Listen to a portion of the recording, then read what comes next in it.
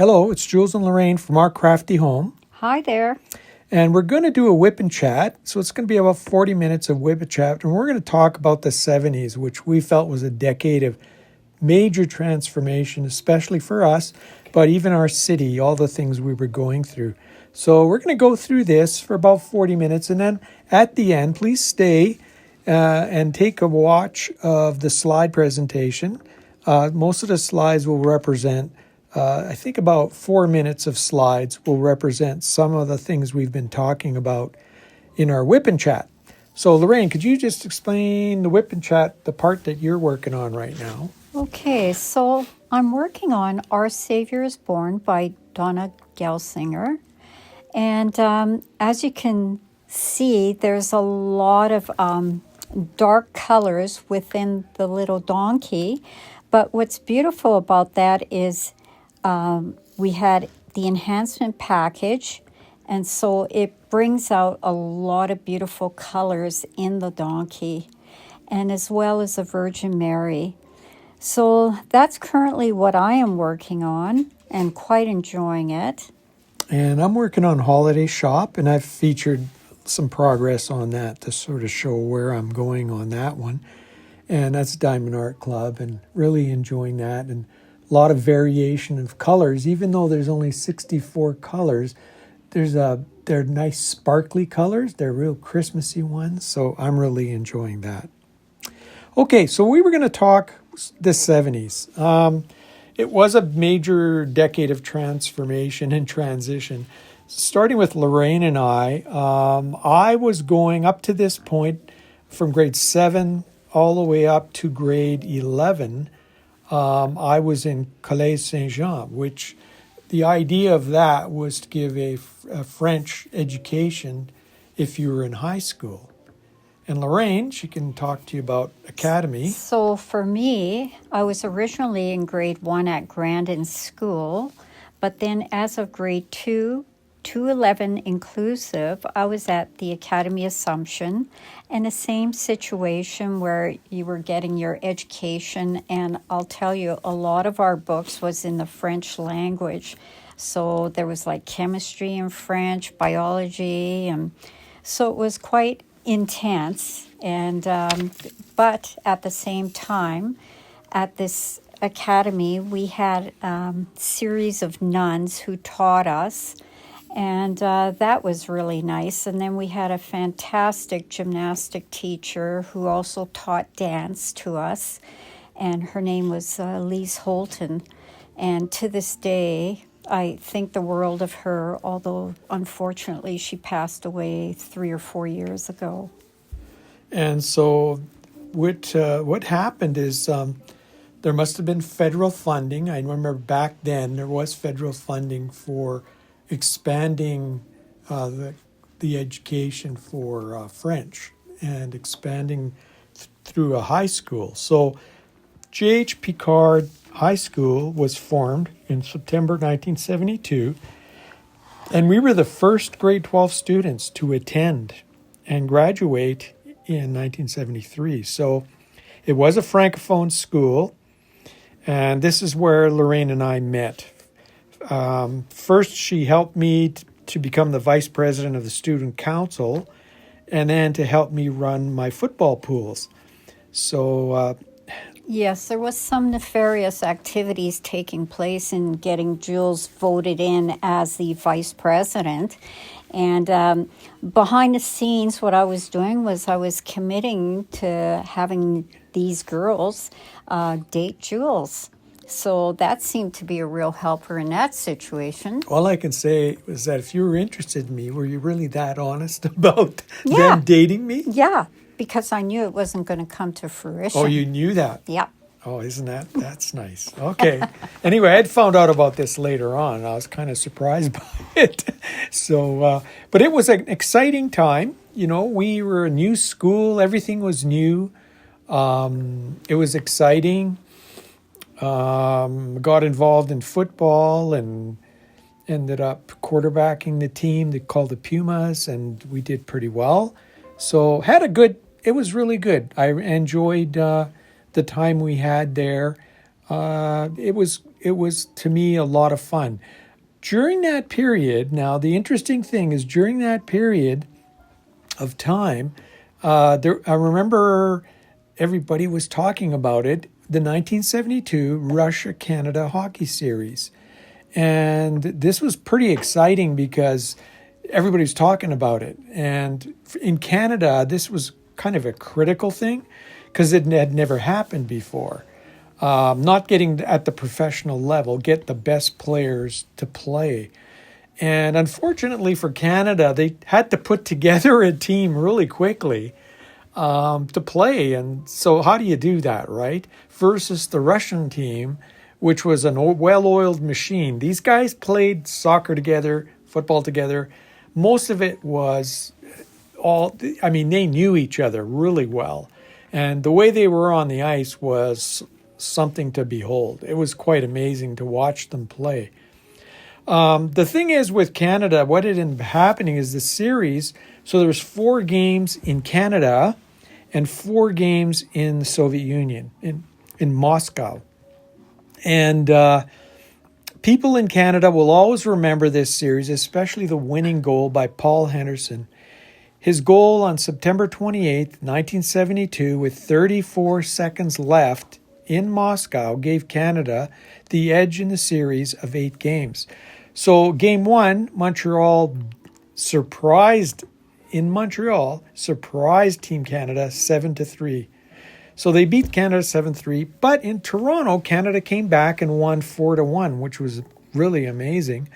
In Winnipeg, it was a tie, 4-4, and in Vancouver, the Soviets beat Canada 5-3. And there was the rousing impact of the Vancouver fans. They were quite upset, and I'll never forget that. And one of the famous things was Phil Esposito. He was the captain. He made his famous rallying speech. Now you think of it, Canada was 1 win, 2 losses, and a tie, and they were going off to the Soviet Union. Okay, so we went to Canada, packed up the bags, and after that speech, there was some expectations Canada would turn it around. But lo and behold, in Moscow, the first game back, game 5, Soviets won 5-4. Now, how gloomy does that look? It looked pretty gloomy. But Canada came back. Believe it or not, Canada beat the Soviets in game 6, 3-2. They beat them in game 7, 4-3. And they beat them in game 8, 6-5. So Canada actually won the series. So talk about a come from behind. 4 wins, 3 losses, 1 tie.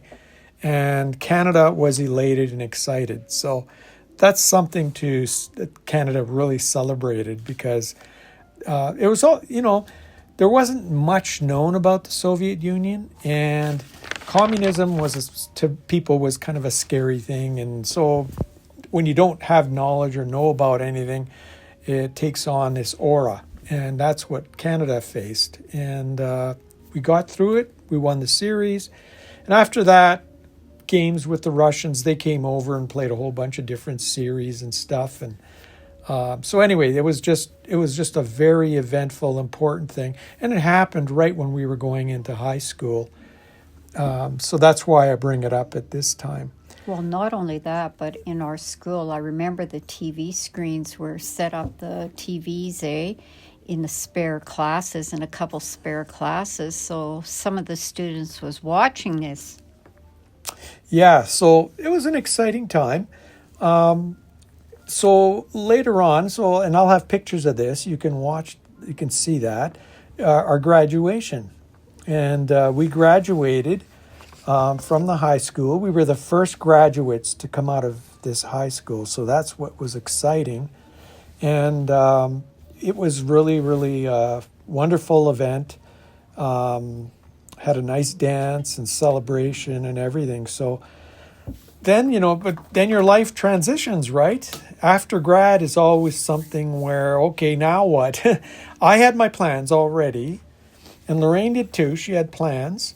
These were about to take a change, but for now, the plan was I was going to university, had my mind set on my Bachelor of Commerce and going to university. So That was going to be my plan. I was going to go work summer and then start September and work through my university. Now, Lorraine, she can explain Yeah, her for part. myself, I was going to college here in the city, and at the same time, I had a part-time job and quite enjoying that.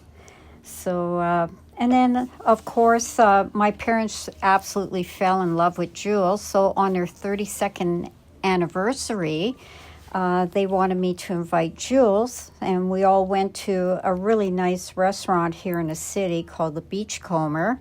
And so that was quite an eventful night because Jules presented this little box, and my parents gasped because they thought he was proposing to me. And as it turned out, it was a love ring, which he had gotten for me. So Yeah, that's almost like saying, okay, we're pretty close here. But it wasn't a formal proposal, but it was a little ring to show we were definitely committed to each other. And so that was a little special event. It's too bad we didn't have pictures for that one, but that was a real fun time. And it was a great place, and that restaurant's not open anymore. It seems all the good things closed. yeah, We had a meeting place because I was going across the river to the university, and Lorraine was on the other side. We would meet at the Centennial Library. That was our meeting place. So I have a picture of that too. Later on in the slides, you can see that, what the Centennial Library. It's a very nice library. Do you remember the place where we were meeting? oh yes. Yeah, it's very nice. Mm-hmm. There's some foliage in there and everything, Yeah. so enough cover-up area to hide, sort of semi-hiding, and whatever. So that's where our life was going, and we thought we had it all plotted. You go along in life, and then lo and behold, in January of 1974, Lorraine's dad passed away. Now, I'm just going to say a little part on that, and then Lorraine can sort of say some things. But what ended up happening is Lorraine had picked me up from university and was dropping me off at my house. At my house, a call had come in to say that Lorraine's dad had passed away. So I had to go to Lorraine and tell her this. And that changes everything, doesn't it? When your father passes away unexpectedly, too, like that. We were both shocked because he was a great friend of mine. I really, really liked Jeff. And Lorraine was really shocked by that as well. So your life takes quite a change when that happens.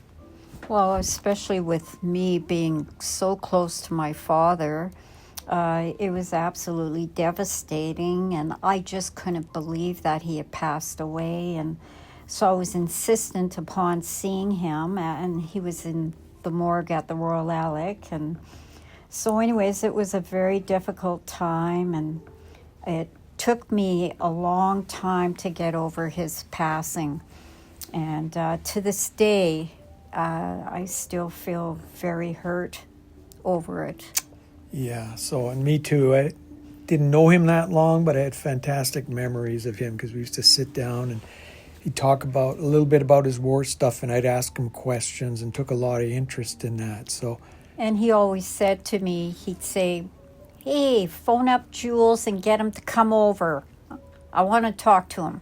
right. So I basically moved in with Lorraine and her mom and kept company that way with Lorraine. So we stayed together, and then later on we had obtained university housing in Michener Park. So it was subsidized and gave us a little townhouse. They were old, but it was sufficient. It handled everything. So that was a place where we went and stayed in there during the university years. And I actually liked Michener Park so much. it was good. It was like a little condo, 2-story condo. Yeah, for sure. So anyway, the next big event for us was a wedding. And this is about mid-1974. Okay, so wasn't that far away from the passing away? So Lorraine's uncle actually brought Lorraine down the aisle, right, Lorraine? Yes, it was my Uncle Paul. And he was just so wonderful. He was like a second father to me. And, you know, my parents were always visiting their house, or they were always coming over to our house. So we were very, very close. So I've got a slide at the end, and you can see the signing at the church, and to make it official. And that was pretty nice to see the wedding, and it. Lorraine did a lot of work to arrange that. We didn't have a lot of money, so this was done on a budget. It was shoestring budget. Yeah, it was really shoestring. Credence to Lorraine for being able to do that and put that together. So, you know, you look at all the events, right? And our next big event was our daughter had been born. And we had a great, there's a great picture after that we had met Lorraine's grandparents, and we got a picture of the 4 generations. Hey, Lorraine? Yeah. So that was your grandmother, your mom, you, and Jennifer, the Yes. little baby. Yeah. So that was pretty cool. We have also in the slides, please take the time, take a look at it, because we've got a bunch of slides of Jennifer, our daughter. And so there's all kinds of cute pictures, and everybody's always proud of their daughter. So we had lots of pictures, and you know, we were quite excited about having a little girl, and she was involved in our lives, very much so in our lives. And we had taken lots of cute pictures of her, and so you'll see these. And it was a fun time, eh, Lorraine, with her? Definitely.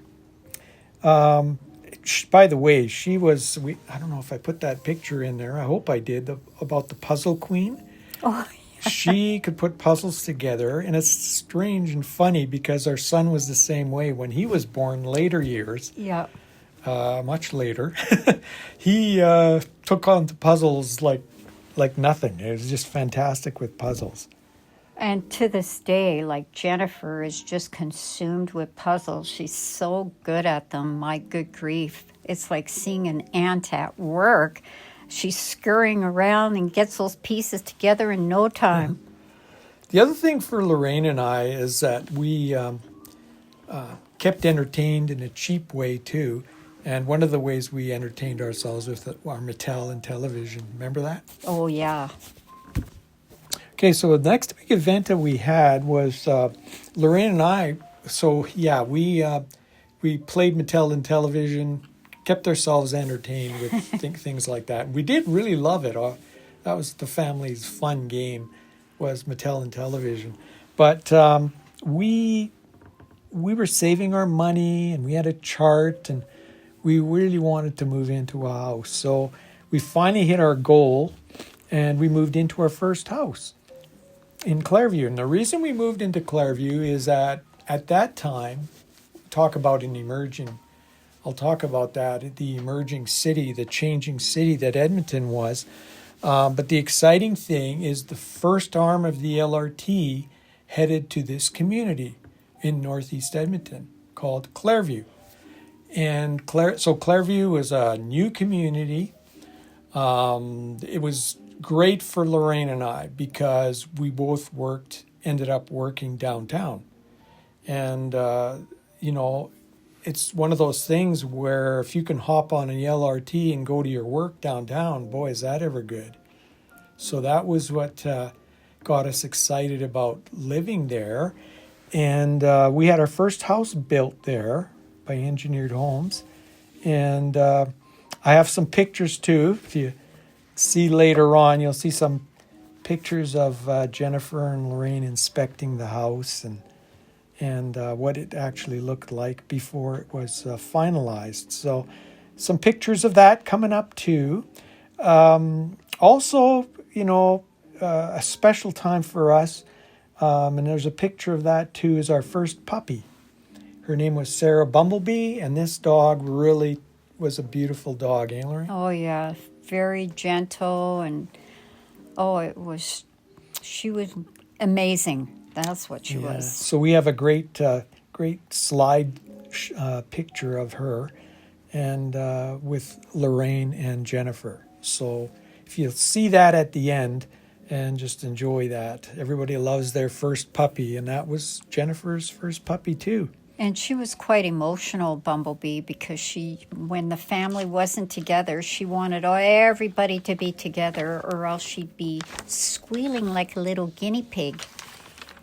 So some of the other stuff that happened is like the Edmonton Eskimos. So in the 70s was a period of big transformation for Edmonton. The football team, the Edmonton Eskimos, from 1970 to 79, the Eskimos won 3 Grey Cups in that period.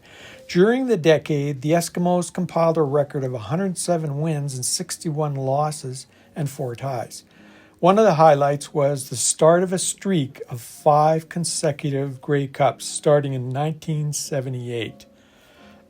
This team was headed by Coach Ray Yauch and quarterbacked by Tom Wilkinson and Bruce Lemmerman, who played. So Tom Wilkinson played from 1972 to 1981. So he played right through the end of the decade.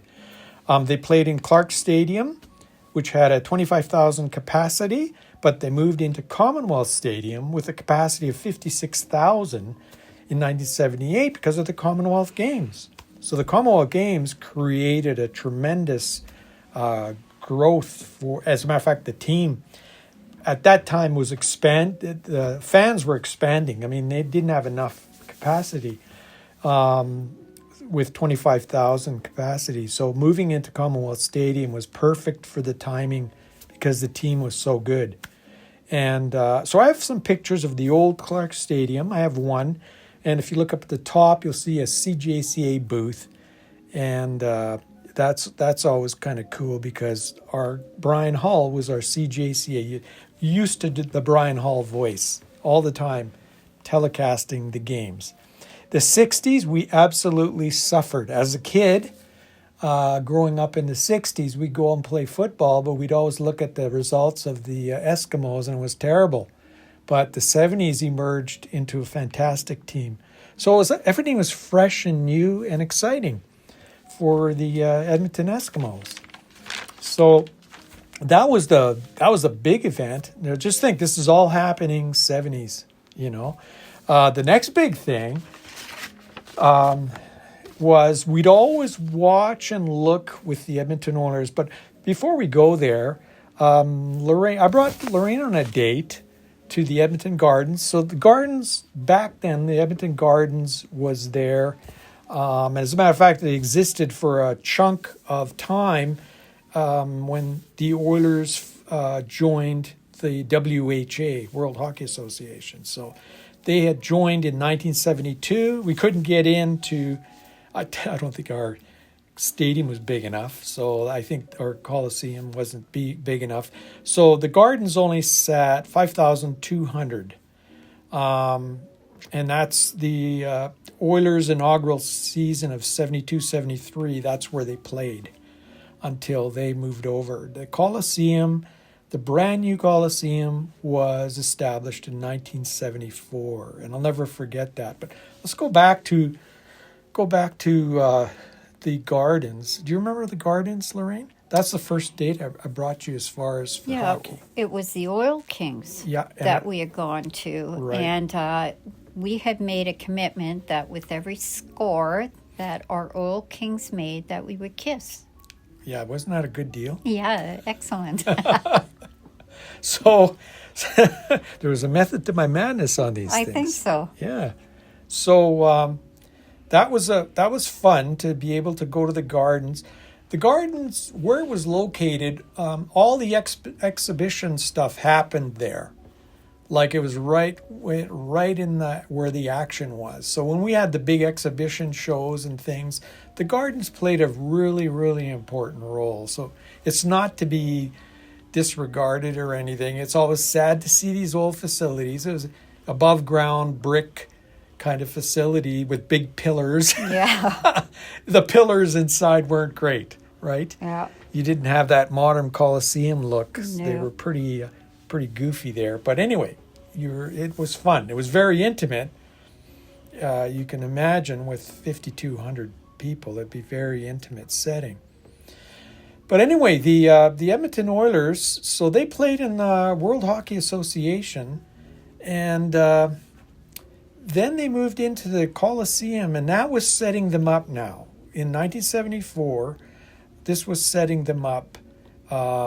You'll see some of the great players where they set up, and they started in 1979 in the NHL, and you'll see... in 1979, you'll see some of the key players. I've got a picture of that.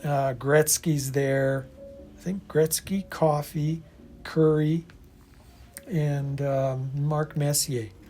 There's four of them in that team. So you'll see them. Let's talk a little bit about that, Lorraine. What was your feeling when you had the Oilers kind of emerge into the NHL? Well, of course, everyone was really excited about that because we knew that we had reached an upper echelon where we'd see some really great hockey playing taking place. Right, and you could see we had an owner, Peter Pocklington, who was very... Committed. Yeah, he was very committed. He said he was going to win a cup within 5 years. Yeah. He made that commitment, and he sure the heck did it. Yeah. And he accumulated the players. He got Gretzky from Indianapolis. So it was a special trade that Pocklington paid out and took over a contract, and all of a sudden we've got this great player. And this is a player that once in a lifetime player. I mean, he made a gigantic difference. The points that he put on the board were phenomenal. Everybody wanted to see, what's Gretzky going to do next, you know? Yeah. Do you remember watching games with Gretzky? Gosh. You'd always watch and say, okay, what move is he going to make? Yeah. He was the first one, I think, to score from behind the net. Yeah. He'd know how to shoot the puck off a goalie even, or off a player, or off something from behind the net. Just a real playmaker and everything. Well, what that ended up doing is all of us wanted to go skating and playing hockey and everything, eh? So in later years, I made a hockey rink downstairs for my son, and Yeah. a part of it was keeping that hockey thing alive, eh? And this was a great hockey rink that he did for Matthew in the basement of our house. It was perfect. And I mean perfect. And Matthew used to go down there and play, and you'd hear the sound of the crowd through our son. Yeah. Of course, we're jumping ahead on that Yeah. because our son wasn't born into the 90s. To the We skipped 90s, a whole 10 years, decade. Yeah. So, but back here, it was just that excitement. Now you think of it, look at all the changes that Edmonton is going through. We had, and just around the corner, we were going to have the biggest mall in the 80s. We were going to have the biggest mall in the world. And so we had guys that were really committed to the city. And I really feel the LRT did start that growth. The LRT also, it connected on station stops to the stadium and to the hockey rink. So when there was games, people would just hop on the LRT. And so the LRT was, something, again, like, wow, Edmonton has arrived. We've got rapid transit. And to this day, they've expanded that transit all over the place. And may I say that train also stopped at Clark Stadium, where we'd see the Edmonton Eskimo games. Yeah, that's the stadium. And Yeah. then it was the Coliseum as well, or the hockey arena. Yeah. So, or the gardens at that time. But you could see, for us, talk about a transition. So we graduate from high school. Lorraine loses her father. I have to rejig things because I know Lorraine's plans were different. She wanted to go into nursing, actually, eh, Lorraine? Mm-hmm. That was your original plans, to go into nursing. But when you only have one income, you have to sort of put your plans aside, and that's what had to happen there. And Lorraine was working, and now Lorraine's the job. She had a really good job at the end there. She was working at IOL, but the job at IOL, she was a group leader. Yeah, and actually, I quite enjoyed it. And I was a group leader with another group leader, and we had roughly around 30 something women that we had to, guide and whatnot. And I quite enjoyed it. And I was in that position for about 7 years. And so, yeah, quite enjoyed. Yeah, so that's sort of where we were at, and I continued on with my education, with my commerce. So Lorraine allowed me to do that by working there, and us staying in the low-income housing, if you call it that. Thank God that they had that. So that was great for us. But the 70s, talk about turmoil, right? But changes. So I call it the decade of transition and transformation, because personally and also as a city, we were being transformed and everything was changing. Even these two clubs, we had a loser football club. All of a sudden it was a winner. And we had we didn't have NHL, but we were starving to have it. And all of a sudden we had a Coliseum and we had a great team. Like very quickly, we got a team that was highly competitive and won cups. So we were in an exciting time. So the other thing, so that sort of closes that part off. I wanted to talk a little bit about our memories of music, just like we did in our other videos. We talked a little bit about this. So we've compiled something, and again, you can look at the end. I've enclosed that, but it's sort of each year, top 5. This is just generally top 5. You could look at different sources and you'll see maybe different rankings or whatever, but it gives you a little bit of an idea. So let's go. Lorraine will do 1 year, do 5, and then I'll do the next year, and we'll just go back and forth. So 1970. So for 1970, we have Close to You by the Carpenters, and An American Woman with the Guess Who. Loved that song. I'll Be There, the Jackson 5, War, Edwin Starr, and Let It Be, the Beatles, which was my dad's favorite song. 1971 was Joy to the World with Three Dog Night. Maggie May, Rod Stewart, that rough voice. My Sweet Lord with George Harrison, where he had broken off and that was one of his best songs, I think, ever. It's Too Late by Carole King, and Imagine by John Lennon. Then we hit 1972, Lean on Me by Bill Withers, School's Out, that's Alice Cooper, Heart of Gold, Neil Young, Let's Stay Together, Al Green, and American Pie by Don McLean. 1973 was Bad Bad Leroy Brown by Jim Croce, You're So Vain by Carly Simon, Let's Get It On by Marvin Gaye, Crocodile Rock, Elton John, and Superstition by Stevie Wonder. Then in 1974, it's The Way We Were by Barbra Streisand, Jungle Boogie by Kool and the Gang, The Locomotion by Grand Funk Railroad, Band on the Run, Wings, Come and Get Your Love, Redbone. 1975 saw Shining Star, Earth, Wind and Fire, Rhinestone Cowboy by Glenn Campbell, Fame by David Bowie, Lady Marmalade by Patti LaBelle, and Black Water by the Doobie Brothers. And 1976, Bohemian Rhapsody by Queen, Dancing Queen, ABBA, Love to Love You Baby, Donna Summer, You Should Be Dancing, the Bee Gees, More Than a Feeling, Boston. Okay, and in 77, we had Hotel California, the Eagles, Best of My Love, the Emotions, Car Wash by Rolls Royce. Okay. Go Your Own Way by Fleetwood Mac. Oh boy, here comes Fleetwood Mac. You Light Up My Life, Debbie Boone.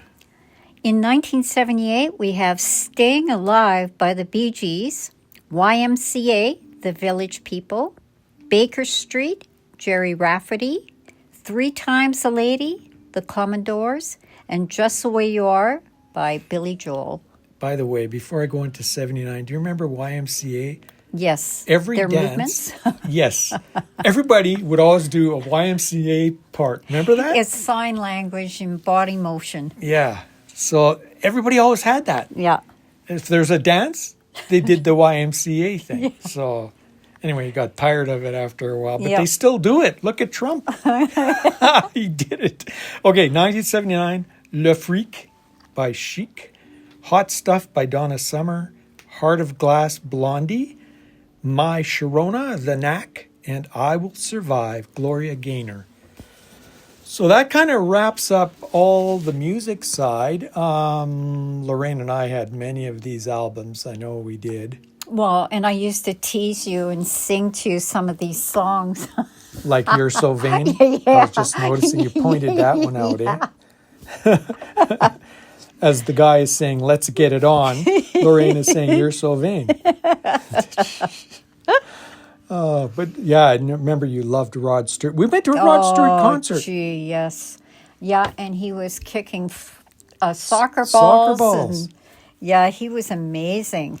Yeah, I'll never forget that. Yeah. We saw, he came on tour and yeah, that was really cool.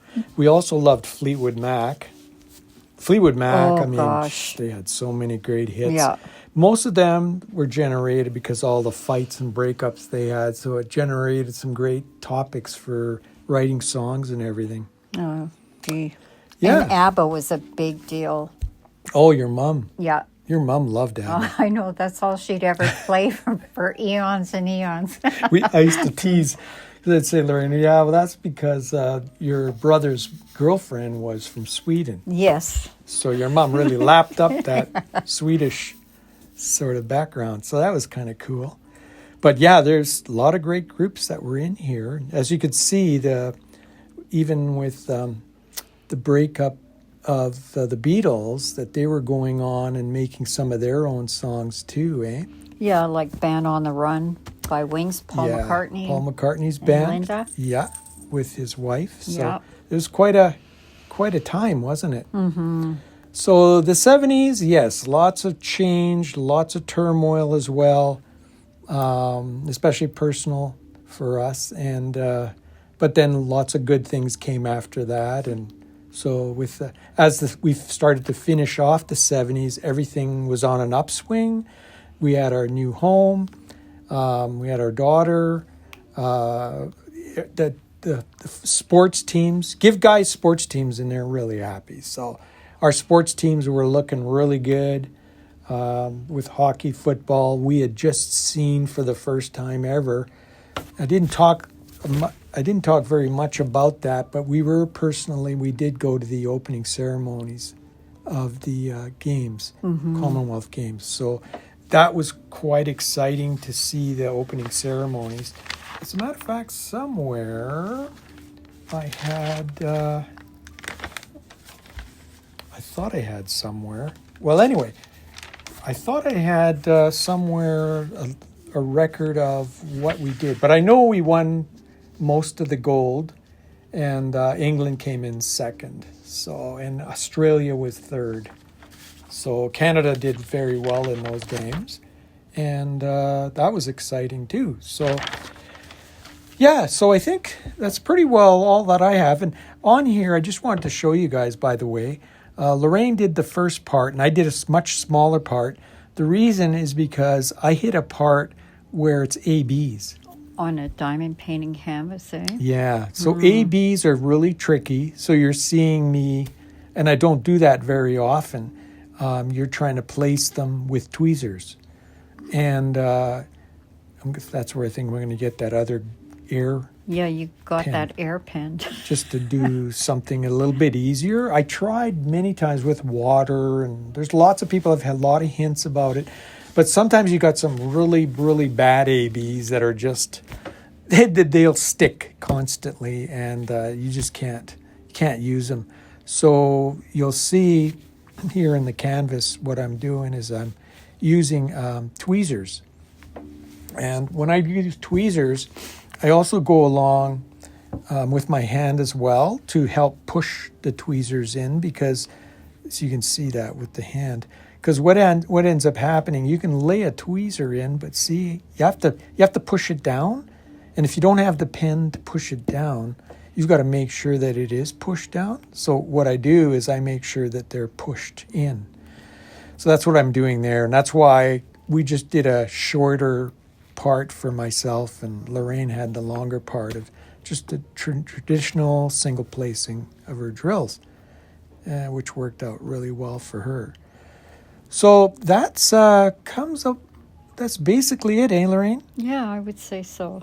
Okay, so thank you for joining us, and what we ask you to do is to follow along on the slide presentation, which is just following, and then you can put some images along with what we've been saying all along here, and we're very happy to have you along, and we thank any of our followers. We're very thankful, and please subscribe and share with others too. We like to try to get a wide variety of topics as well. So, plus we also work on Lego and other things. So, thank you very much. Thanks, everyone. Bye-bye. Bye-bye.